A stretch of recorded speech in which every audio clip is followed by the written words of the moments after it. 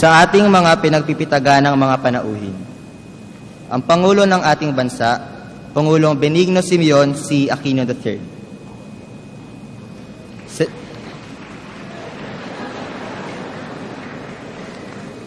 Senador Ralph G. Recto, punong tagapangasiwa ng Komite ng Agham at Teknolohiya sa mataas na kapulungan.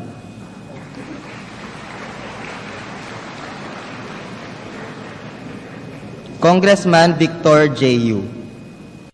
ng unang distrito ng Zamboanga del Sur at tagapangasiwa ng Komite ng Agham at Teknolohiya sa mababang kapulungan.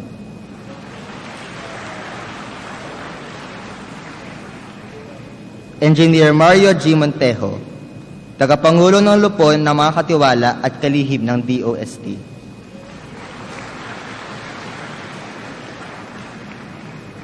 Ang kalihim ng kagawaran ng edukasyon, Brother Armin G. Luistro.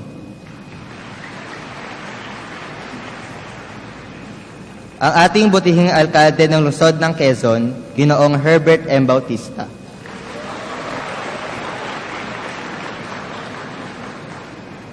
At sa ating mga pinagkakatiwalaang tagapamahalan ng paaralan, PSHS System Executive Director, Dr. Josette T. Bio. PSHS System Deputy Director, Dr. Rod Alan De Lara. Ang tagapangulo ng alumni at kasulukuyang kalihim ng kagawaran ng transportasyon at komunikasyon, Ginoong Joseph Emilio Augustus A. Abaya. Ang ating butihing direktor ng PSHS Main Campus, Ginang Virginia P. Andres. Pinuno ng CISD, Dr. Jose M. Andaya. Pinuno ng SSD, Binibining Mary Jane L. Turingan. Ang ating punong administrador, Ginang Elizabeth J. Alamer. At ang tagapagtala ng paaralan, Ginang Teresa Ann O. Diaz.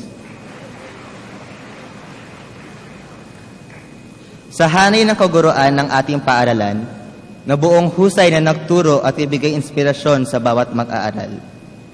Sa mga kawani na nagsilbing tapat na lingkod ng Scholar ng Bayan, mga magulang, nakatuwang at karamay namin sa aming 4 na taong pagsisikap sa Pisay, at sa mga kapwa ko kamag-aral, sa mapagpalang umaga nawa ang sumaatin.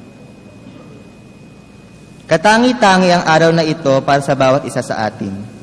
Ngunit sa gitna ng lahat ng pagdiriwang natin sa araw na ito, ay nais kong sumandaling itanong sa aking mga kapwa mag-aaral. Anong pangarap mo? Anong pangarap mo? Natatandaan mo pa ba ang pangarap mo bago ka pumasok sa Pisay? Sa pagpili nga lamang natin ng kurso, ay marami sa atin ang hindi malaman kung aling kahon ang mamarkahan. Yun iba, sabi ng magulang kaya pinili ang kursong engineering. Yun iba, na-impluwensyahan ng kabarkada kaya sumama na sa kursong Chem o kaya MBB. Mayroon din naman na talagang kinahiligan ang math, inibig ang physics, at totoong ginusto ang med. At yun iba, YOLO na lang. Kailan nga ba nagbago ang gusto nating gawin sa buhay? Tila baga sa dami ng mga pagsusulit, mga proyekto, at ang patuloy na dumaraming mga gabing halos hindi tayo natulog, ay tuluyan na natin ang ating mga pangarap at panaginip. Sa gitna ng ating mga gawain, ang naging pangarap na lamang yata natin ay matapos ito. Maraming paghamon ang dala ng bawat araw na tayo ay nasa paaralan. Ngunit sana ay araw-araw din nating maalala na minsan ay nangarap din tayong lumipad.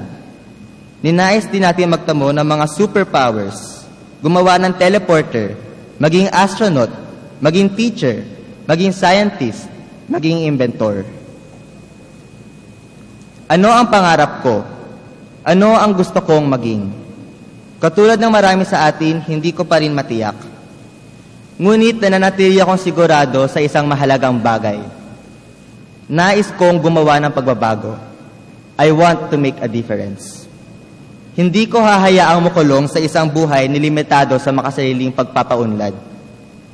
Ayaw kong lumipas ang panahon na hindi tayo makapag-ambag sa lipunan bago pa tayo tuluyang mabaon sa limot. Ilang taon pa at ang ating mga landas ay tuluyan na magsasanga patungo sa direksyon ng karera ng pili. Ngunit huwag sana nating kalimutan na lahat tayo ay binigyan ng isang napakagandang biyaya na makapag-aral sa Pisay.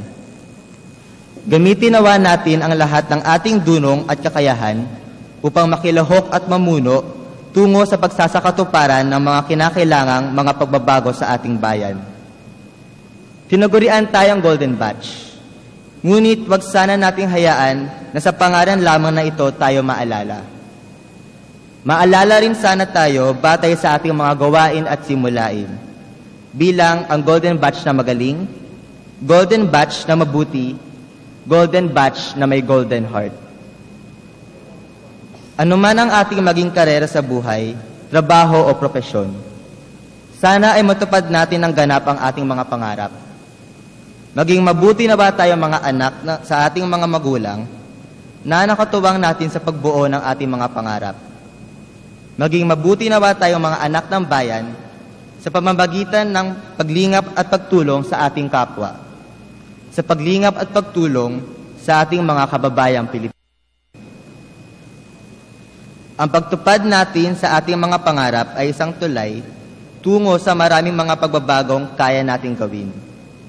Bilang pasasalamat sa inang bayan, para sa higit na kaunlaran ng ating bansa, at para sa higit na ikararangal ng Diyos na sa atin ay lumikha. Sama-sama natin tuparin ang ating mga pangarap, gumawa ng pagbabago. Muli, isang mapagpalang umaga sa ating lahat at maraming salamat po.